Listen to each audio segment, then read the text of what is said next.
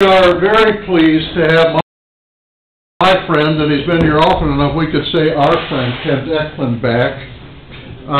Kent is a member of St. Anthony Park Lutheran Church in St. Paul, which was my first call, and that's where we got to know the Eklunds. And so that's why we started inviting you to come every election season.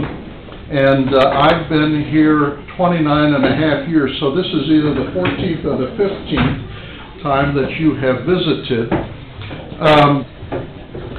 Kent has a remarkable background. He has been the mayor of Northfield and was on the faculty at St. Olaf College. He's a political scientist by education. He served in the Alqui administration as a director of economic development for the state. He has worked with the Cincinnati Society, no, it's not Corporation, which is a consulting group and has been an interim executive at a number of well-known companies in the area. If I were to mention some of those names, you would recognize them very easily. And with all of that background, he is also very, very capable when it comes to laying out the issues in a campaign and talking about those in a way that is informative without being directive, if you know what I mean. And so Marv Gardner, who is one of the toughest critics when it comes to election politics, told me after Kent had been here for the 6th time, this is now the 14th, after the 6th time, I honestly don't know how that guy is going to vote. I took that. This is Marv back here in the chair. He's kind of glaring this room. That is smart, Marv. I took that as the highest recommendation. So anyway, I'm gonna sit down. Kent, it's great to have you with us, and we're all yours. Thank you, Bob. I think last time I was here 2 years ago, I mentioned that I have Parkinson's, and one of the recent symptoms is I get sort of involuntary movements in my face and my body, and it's easier for me to sit down, but if it looks like I'm doing a little dance on you with my head, I am. It's a direct result of the other drugs I'm taking. By afternoon it's gone, so it's a strange symptom, but it's a strange disease. Chronic and progressive. Bob alluded to this in the announcement at church, and I'm going to allude to it today, that my goal is to not have you know how I'm going to vote, and to be fair and objective as much as I can be. I have to tell you that this is a particularly difficult one for me to do about my vote. I happen to have a positive possibility for good coming out of government, and that sets me somewhat aside from the current incumbent. So I'll be as fair as I can be with Trump, but I'll tell you from the beginning, he's not my favorite. We'll go from there. Part of the initial negative reaction to Trump is when I was in business, I always tried to hire people who had some experience in the business we were doing, or in the job that person was expected to do. We elected a governor, a president with zero government experience. And throughout the first 2 years, there have been all kinds of mistakes of protocol, of habit, of tradition, that he just doesn't understand. And a lot of the changes that he wants to make, he can't make. And so we'll talk a little bit about that. But the other emerging experiences, I have a tendency to like people who tell the truth. How about that? And in his instance, he has an uncanny knack to blurt. And the first thing that comes to his mind maybe 48 hours later, they're pulling back from. And so you're always asking yourself, did he really mean it? And the answer is yes, he did, but he hadn't thought it through yet. And so it's hard to know when he's thought it through and when he hasn't. It's just very difficult. Why do I talk about Trump when we're talking about state and local races? Well, we're going to talk about state and local races at the end. But we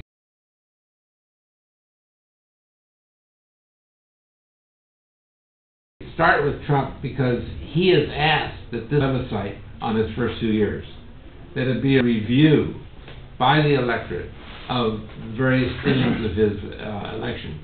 So, did he actually use the word plebiscite? That's not in the dictionary. Exactly. A review, a midterm review of what he's done in 2 years. He dominates the political discourse. He dominates the media coverage of events. There are no grays with him. It's either black or white, right or left, nothing in the middle. And so, in some respects, he's the easiest to analyze because he tells you exactly what he's thinking at all times. 2 years ago, when I was here, we didn't foresee a Trump election. He surprised everybody. He surprised the pollsters. He surprised Hillary Clinton. He surprised everybody. And so we often ask ourselves, well, how did we get here? How did we get to 2 years of this with 2 more years to go? And it really gets back to the Trump base. The base that's a solid 35 to 42% of voters who support him. But I think the most important thing to realize is that there are a lot of different divisions in that base. A lot of people with different points of view about what they, how they're feeling about America, how they're feeling about politics. And let me just talk a little bit about some of that base. There are those who feel economically left behind. They are people who, for the last 30 or 40 years, in the emergence of the global economy, have taken the short end of the straw. That is, they've lost their jobs in manufacturing, steel, coal, and it's largely white males with high school graduations who ask, what's our role in this emerging economy? And they don't see any role. They don't see any role without more training, without more involvement in education, and they're frankly tired of it. And Trump came along and said, I understand you. There's some issues I'm going to address that are important, and you'll be taken care of. The fact that he went to the coal mining fields and said, you're going to have a bright new day, where every coal economist in the country says there's no such thing as a bright new day for coal. Whether you believe in global warming or not, it's being surpassed by natural gas, and the economic justification for coal is just not there. So another one of his tendencies to build on the truth. The second part of his base are the evangelical Christians. And you say, with his track record of his personal life, his track record of language, the rhetoric he uses, how do evangelicals do it? And they do it by simply caring about two things and two things only. Roe versus Wade, the Supreme Court that solidified the legality of abortion, that they think is definitely wrong, and the Supreme Court, where Roe versus Wade was decided. So if you get past the Supreme Court with justices that are not positively predisposed towards Roe, and the rest of the federal judiciary. One of the things you have to remember is all judges are appointed at the federal level for life. He's appointed 75 more justices, young conservatives, So he's changed the dynamic in just 2 years of the judiciary system. And we will see more and more conservative decisions coming from the Supreme Court, and some real runs at Roe versus Wade. For the evangelicals, almost hate to use this language, but they made the deal with the devil. And they said, we're going to get those two things, and we'll put up with the rest of his shenanigans as we go forward. I think they're also not only with the evangelicals, not only Roe versus Wade, but also issues with gay and transgender people. That's their other... Coming up. Yes, that's true. In fact, I'll reverse the order of the next 2 points. We have a group in this country who I'm calling 1952 visionaries. They look back on the 50s as the last simple good time. Women knew what their role was, and they stayed home. Blacks knew what they were, and they had separate educational systems from 1954. We didn't have all this diversity, this colorful array of people. We didn't have to deal with LGBT. And so it's there's sort of a group that is part of the base that can read in Trump enough language to say we're going to go back to a simpler, less complex, less inclusive, but less complex system. It's also the time when the whites were in complete control. And so that dominates their thinking that he's going to take us back to the good old days. There are another group of the base called the Federalist ideologies.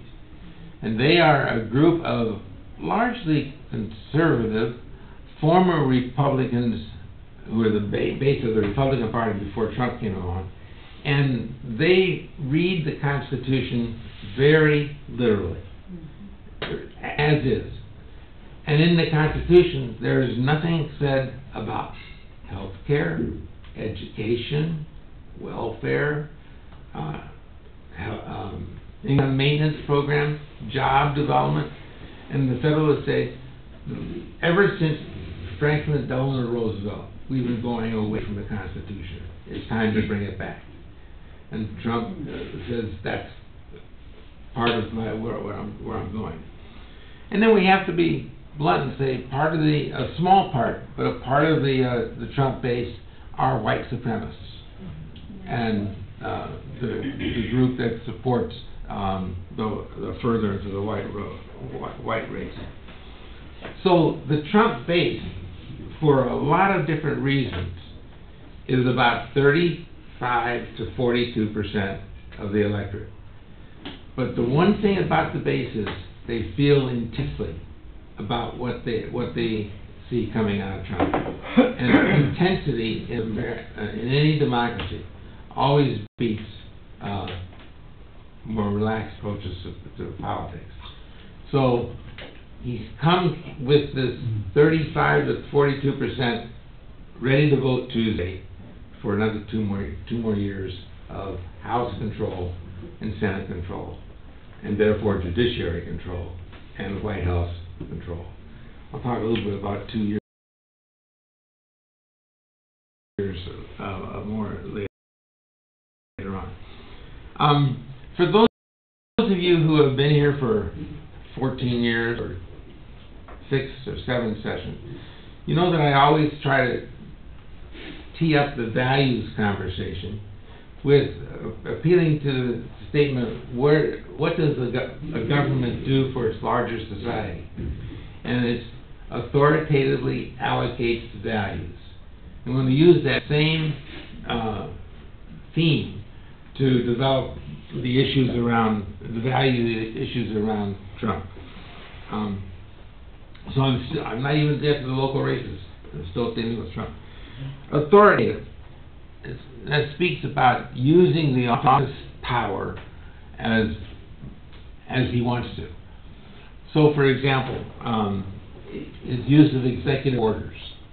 When he was running, he was absolutely appalled at the Obama executive orders.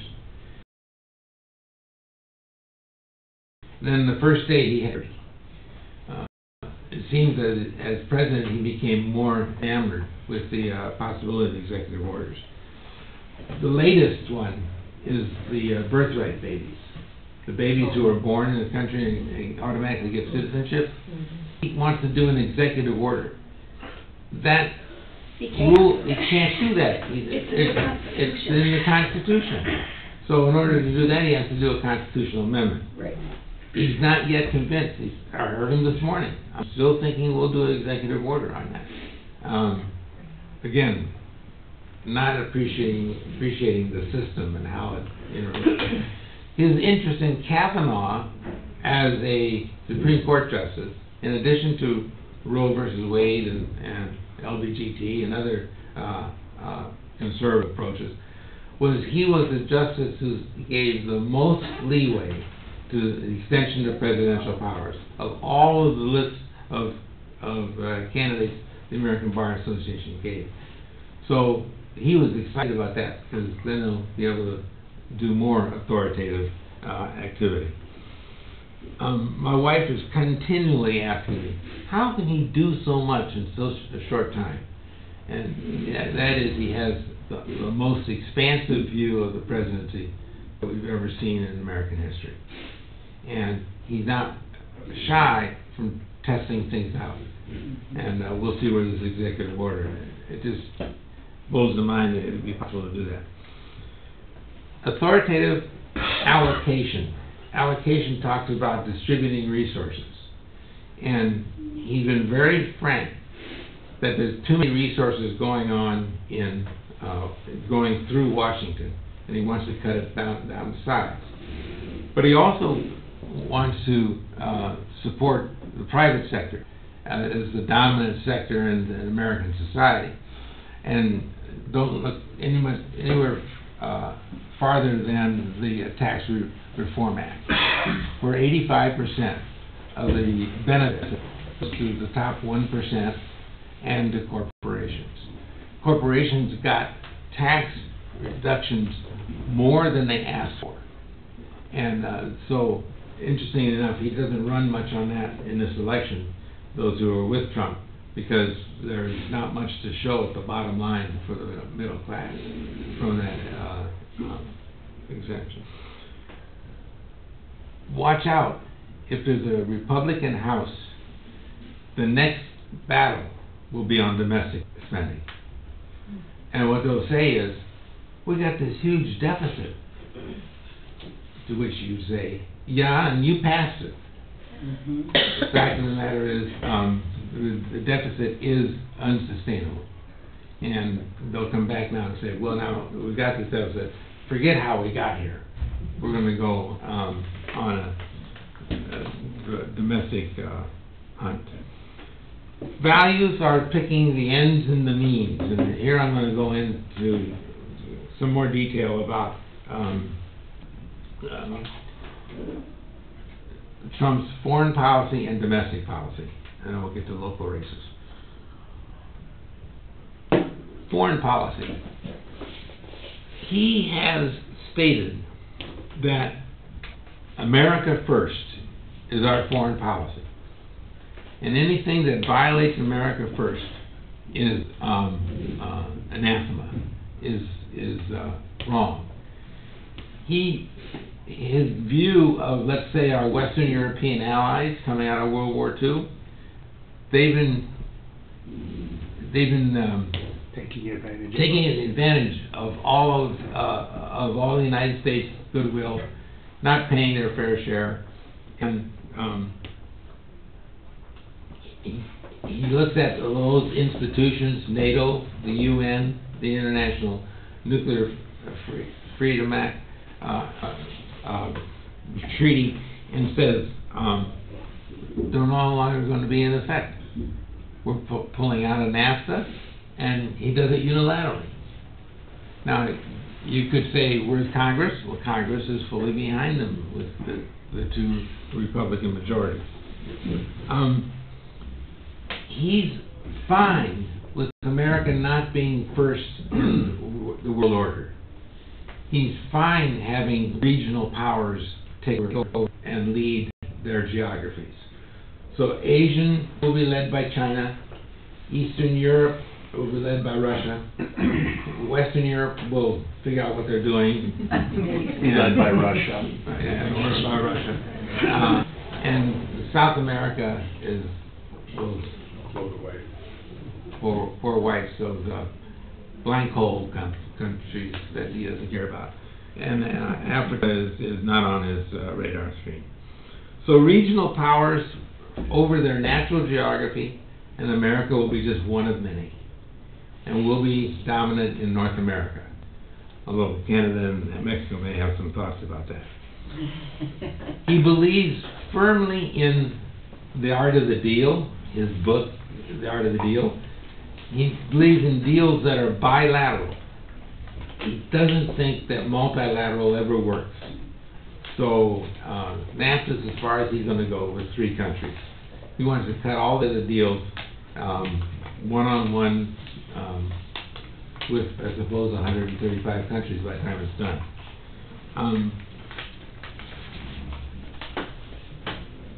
He has a sort of authoritarian tendencies. The people that he really likes I would say totalitarian. Totalitarian. Better word. He's a criminal. The people he likes are strong leaders in non-democratic states. I still can't figure out the Russian connection. You I'm keep sorry. thinking It's a real thing. it's a real thing, and Yes. what do they have on him? I just wonder. But he's clearly been dealing with Russia. Collusion, that's what they have. So, it's hard to explain. It's not. Yeah. You been to Russia? Yeah, no. I have. Well, let's come back to that. The issue that does the transition to domestic policy from foreign policy is the immigration issue. Article in the Star Tribune today that he was quoted as saying he doesn't run on the economy. Nobody's really interested in the economy. It's not very interesting. But immigration is really interesting. And so he's using invasion language. That we're going to be invaded by those 4,000 people coming from Central America. That are all criminals. They're all criminals, and there's Middle Eastern people included, 270 on the news last night. How they've taken that vote is hard to know. You look at that and say, if we need 15,000 troops to stop 4,000 poor people coming, that's really an interesting allocation of resources. On domestic policy, he has traditional Republican views of the role of the states. He's more than willing, and I've done this in other settings with you, he's more than willing to have 50 domestic policies.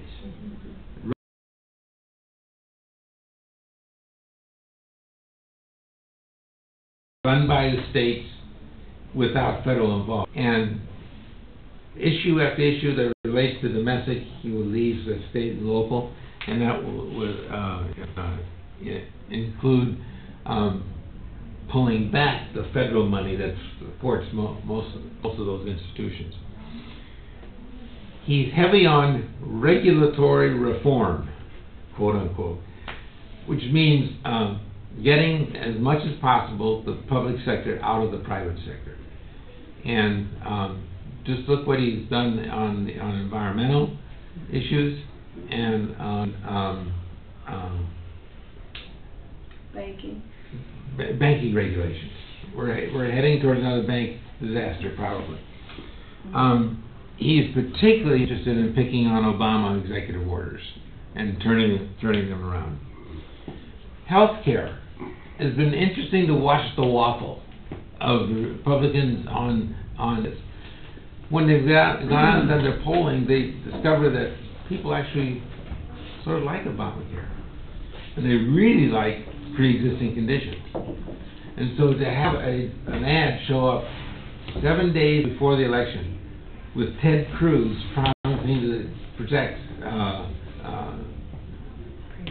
people with pre-existing conditions. It's really hard to swallow, as true. Role in global warming. That is the best insight we have into his view of science.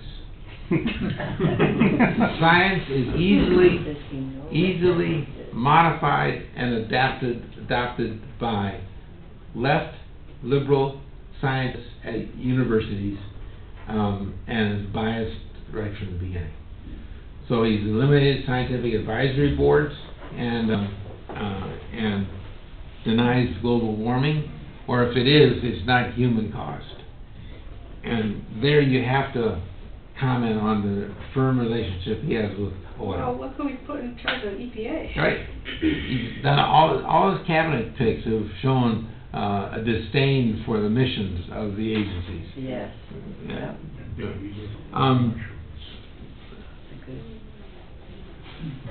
He really believes that the current tax climate is such that we can grow our way out of the deficit. And that's his sole means of working on the deficit, is this wait several years and the income will be flowing in from the growth of the economy and the growth of the employment base. And then finally, the thing that gets us so,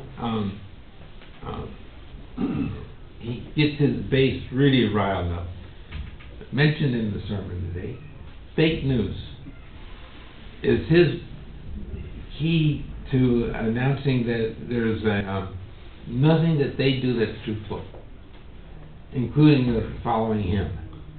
So he vilifies the media, which is giving us the information we need to make decisions. He thinks that all of it is coming biased against him. So, take that as it is.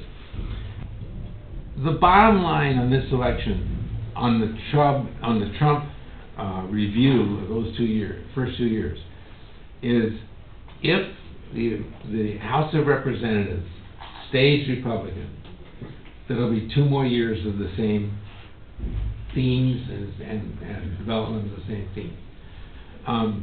If the Democrats take over, there will be at least a check on the Republican agenda carried out in the White House and the Senate. The numbers don't work very well for the Senate to flip, but the numbers do work competitively. One of the things I've always not prided myself on being here is to make predictions. I never would have predicted Jesse Ventura, and never would have predicted Donald Trump. And so I stay away from predictions. But the crucial races here are who do we send to the House of Representatives? So what are your thoughts on the Electoral College? Because it failed twice. Yeah, it's a funny balancing act on that. The Electoral College, if it's not there, yeah, then there'll be the 10 most populous states, and all the election will occur there. Right. But the Electoral College is based upon a false assumption of being democratic. Montana has 3 electors. Right. And a population smaller than western Minnesota. Right. So it's non-democratic in a way, and has had 2 failures. Fails, I think. Yeah. He lost by 3 million. Mm-hmm. 4 things about the local election, and then let's really delve into your questions or your comments. In our governor's race this year, we have a liberal conservative choice. Jeff has said he's comfortable with Trump and comfortable with the direction that he's taking. Waltz is a traditional Democratic liberal, so you have a choice, 2 worldviews. two worldviews on the role of government in society. The Senate choice, we'll set Klobuchar aside. She's fine. She's locked, right. Yeah. She's locked And in. she is in many respects the model of bipartisan approach to problems. She's not afraid to go across the aisle when she can put together a coalition around a good idea. But the Smith-Housley race is also a liberal conservative choice and an experienced choice. Senate candidate Tina Smith is just learning what it's like to run a campaign, and she's just a little new to her, and Housley is even newer. So we have two newbies to choose from there. That'll be interesting. The congressional races, it's amazing to me to watch the transformation of rural Minnesota and the transformation of the Iron Range. It used to be that the rural Minnesota was solidly traditional Republican, except in the Northwest, where it was the Farmers Union, the DFL. Colin Peterson on the western side of the state has been reelected as a Democratic moderate. But we've got 4 races where either the incumbent isn't running, or it's a head-to-head race between Republicans and Democrats. We living here in the 4th are precluded from having competitive races because the Republicans aren't going to test anybody that's running against McCollum. Because she perfectly matches the demographics and the issues of the Ramsey County and other counties that she represents. But we have the third district, the western suburbs. We have I get my numbers mixed up. The first district, where Walsh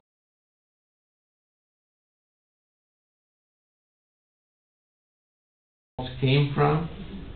The 6th district, Jason Lewis and Craig, and I'm pulling a blank on the 4th. Anyway, the 4 competitive races are why it's been so much fun to watch television.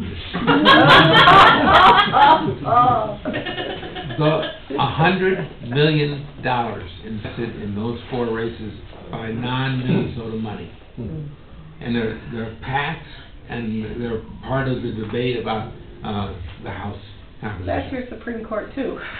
That's Supreme Court too. That's right. Yeah. So if you rule out a meteorite, we're done. Pardon? So if you rule out a meteorite, we're pretty well done. Well, we still have an important election to do. Okay, then we're done. Depends upon how it comes out. And then we have the interesting and always politically charged race for Attorney General, where Ellison left his safe seat after 4 terms to run for State Attorney General. Attorney General, and he has some problems with smears by women, and the Republican is far right Trump supporter. So you have to choose between the values of the Trump era and the values of a more moderate liberal Democrat with some questionable behavior in the past. I don't know if you have any local elections here this year. Many times local elections are held in the off congressional years, so I didn't go into that deeper.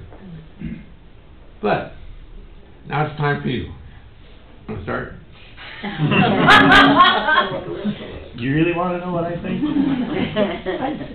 You didn't mention the outside influence on the Trump administration, and it's very much about Putin, who's the most dangerous human being on the face of the earth right now. He's also one of the wealthiest, And shrewdest. He is very shrewd.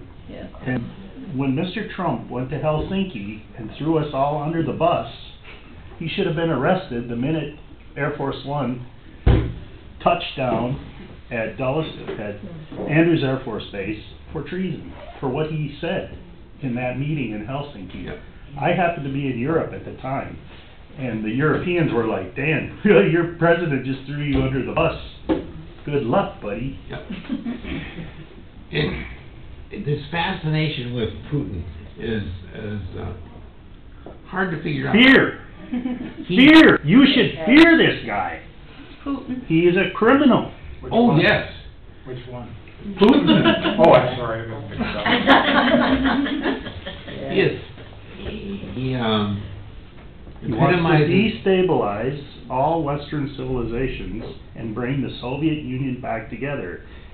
He's working in Ukraine, he's working in Poland, Hungary. All of these countries are under attack. Yep. Well, we're under attack. Absolutely. It's interesting that there's been so little press coverage of what's going on in the electoral systems, but you wonder about the integrity of our voting systems going into Tuesday.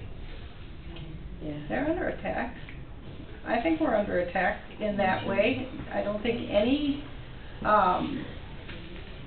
changes have been made in the last 2 years. I think that any changes that could have been made have been hamstrung by a Republican Congress that refuses to even consider any of this. This Devin Nunes, Yeah. my gosh.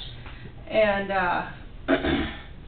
I mean, this election, for me, right now, is about truth and democracy.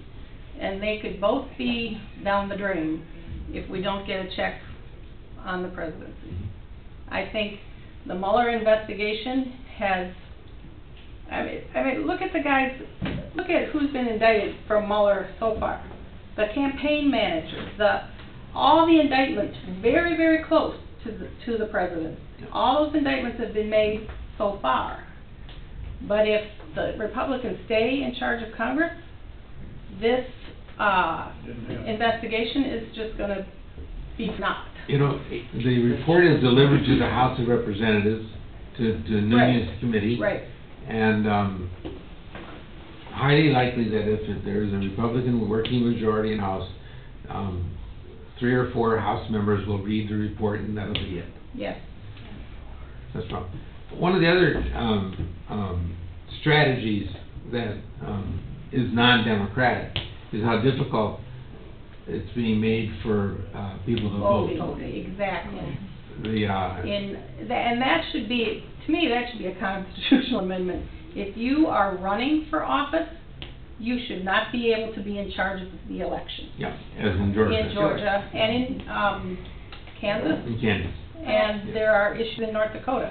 And I think we need to call it like it is now. It's not just people being disenfranchised, it's people of color. Oh, yes. People who are black and Latina and Native. American Indian. Yeah. And It's a bold-faced acceptance of the principle that the Republican Party does not see much opening for them in communities of color. Right. So they're And so, changing the if you voting can preclude them from voting, you can increase your power, and that, or maintain it. I think the Republican Party is not the Republican Party of Arnie Carlson. No. Or it is not, that is not the Republican Party that we have now. And I think it started with the Supreme Court allowing Corporate contributions. Yeah. And that was the start, with Yeah. the Koch brothers and all the big money. And with the current composition of the Supreme Court, That's we have gonna to continue. live with it. Arnie was not a mainstream Republican. So No. No, but Don't he, feel bad about that. but he looked like one today compared to what we've got. Well, I mean, he had the IR. Right, he Well, started the IR. I always said the problem with Arnie Carlson is it shows what happens when you're raised a Swede in Brooklyn. They come out different. Don't tell her how to They skip come that. after. Can I ask your, please, can I ask your opinion on the judges for Ramsey County? Have you done any? I haven't followed it closely enough. Because I feel like the judge, the thing that we aren't looking close enough at is the judges. And when we look at where the power is and what Trump is doing and what's going on with the judge, the higher up judges, the judiciary system, is the judges. And if we don't start in the local judge, you know, where the local judges are coming from, and then as we go up and up, that's a misstep. When we look at how did we get here, and where do we need to look at why we got here, and how do we keep from, you know, doing these missteps, and some of those grassroots efforts of what do we do when we're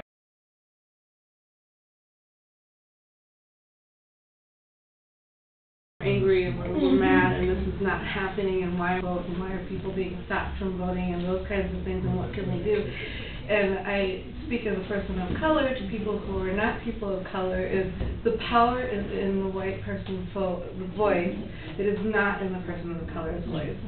The people of color do not have a voice. They need people, white people and people of your generations, to stand up and stand for them, because they cannot and they will not be heard.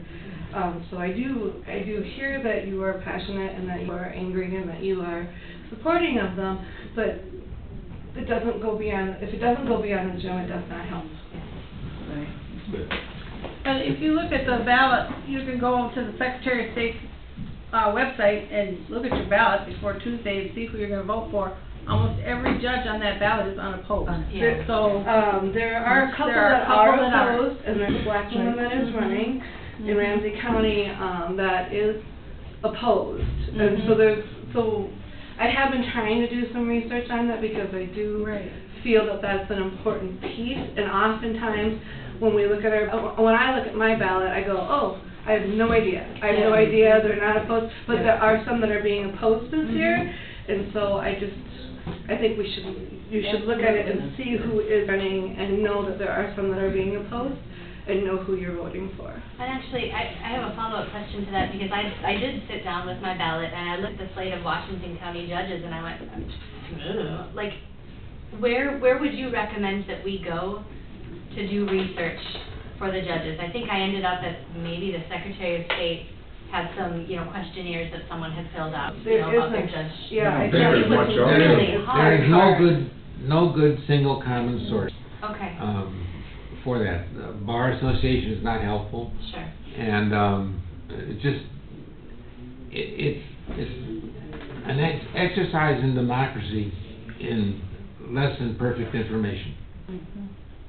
And you really have to look hard at the... And yet, how important is it that we know that, right? Yeah. So, how secretive and how many people need to start asking those questions, and what right people need to start asking those questions for that information, those records on how they are, what cases that they're settling, and how they're settling them, and how they're leaning, and where they're leaning towards, and who do we ask those questions for, and how do we make that public? Because it should be public. They're, Republicans say it should be public. And if it's this hard for people who, we speak English very well, we have an education, we have ready internet access, we can try our best to research these positions. If it's this hard for us to find information, how hard is it for people to find information when they don't speak English as well, when they don't have steady access to the internet? And where are we leaving those voters? Well, and when you look at who's not voting, who's being blocked from voting, but also who's not voting, it is people of color, because they don't have anybody to vote for. They don't have people who are representing them. They don't have people who look like them, and they don't have access to the information anyway. All of them continuing systematic problems with the way we're set up. There have been political scientists who question whether there should ever be any voting for judges at all, because of the information deficit most people have when they're in the it's about as for most people it's about exciting as soil and water conservation district. And yet it's so important. Right. So yeah. right. How does that? Bob? Is it possible for a candidate who is neither extremely conservative or extremely liberal to be elected? Is it possible that those who feel disenfranchised, either by the current president or by his predecessors, and so they elected the current president because they felt disenfranchised, is it possible to re-enfranchise anyone today with a more middle-of-the-road appeal, or are we so tribal now that this is it? There's a third alternative, and that is organizing the middle to be a viable political participant. Runs against the moneyed interests and the incumbent interests in the two parties. Minnesota has its own unique problem. It has the free caucus system, where the left-leaning Democrats are first to be take over the convention, and the right-wing Republican Party takes over that convention, and everybody in the middle is sort of precluded from active participation. That says, well, let's start our own party. That is really a lot of work. And we had an independence party. I don't even know if there are independents on the ballot this year. I don't think there are. So the Cannabis Party is on the ballot. Cannabis party. Yeah. In green. Yeah. Other comments? Yes. What do you think it would take you to the majority of the big money out of politics? Limit, this is all the money you can get ever. This is what you have to work on. If you can't do something constructive with this You gotta amount, reverse the Supreme Court. you gotta reverse their, shoot a train. We have to reverse the Supreme Court, and that's not gonna happen. problematic with the last two appointments. Yeah. Yes. I did hear the other day that the millennial population, that age, is now outnumbered the baby boomers in voting. So that's really a big group that we need to help get motivated. Because a lot of millennials I know don't vote. Yep. And so getting them fired up somehow. That's been a decades-long problem. It's not a millennial problem. It's a problem of 18 to 35-year-old, so busy getting everything started in their lives, their adult lives, that they just have always voted at lower rates than the older generations. Some even said they have less stake in the current set of issues, so they don't vote. Any other comments or questions? Yes. So let me preface this by saying I have a vested interest in this because I am a state employee. Mentioned earlier that sort of the way that Trump runs his presidency and his administration, has a lot of disdain for government agencies and the expertise and the experience that they bring. Being that Jeff Johnson has said he admires Trump, and what do you think his administration would look like? And I'm not saying, predict who's going to win, but do you think he would seek to pare back some of the agencies? Yes. Okay. Yes, I think he would. Can I give you a story on that? I was a member of the strike in 2001 against the Ventura administration.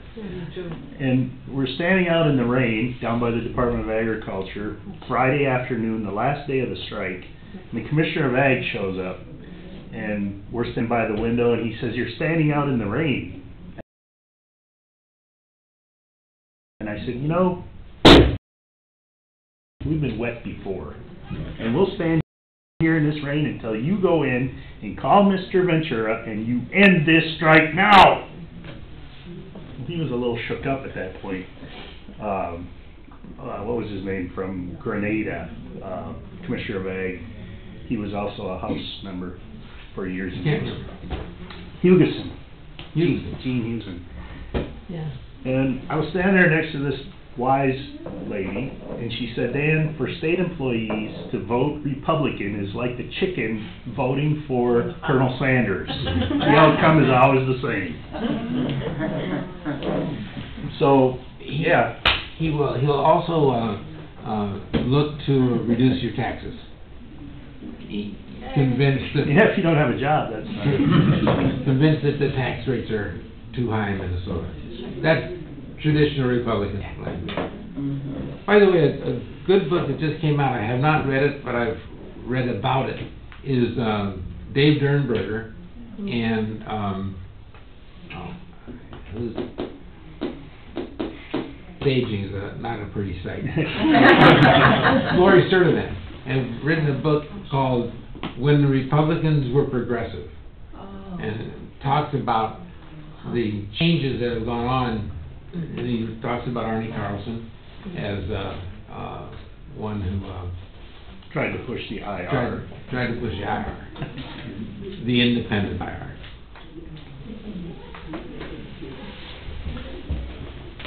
Kent, you have once again helped us to be better informed and have given all of us much to think about, or confirmation of what we had been thinking about as we approach Tuesday's election.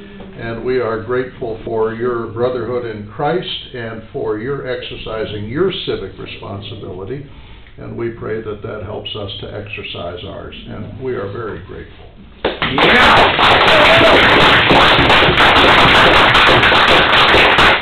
Now, the next statement I'm going to deny I ever made. So I'm telling you, this is the way it worked in Chicago in 1960. Dick Gregory was a local comedian, and he said, Southside Chicago elected John Kennedy president. In my precinct, there are 403 signed up to vote. 612 voted, and 980 voted for Kennedy. Vote early, vote often. Vote early, vote often.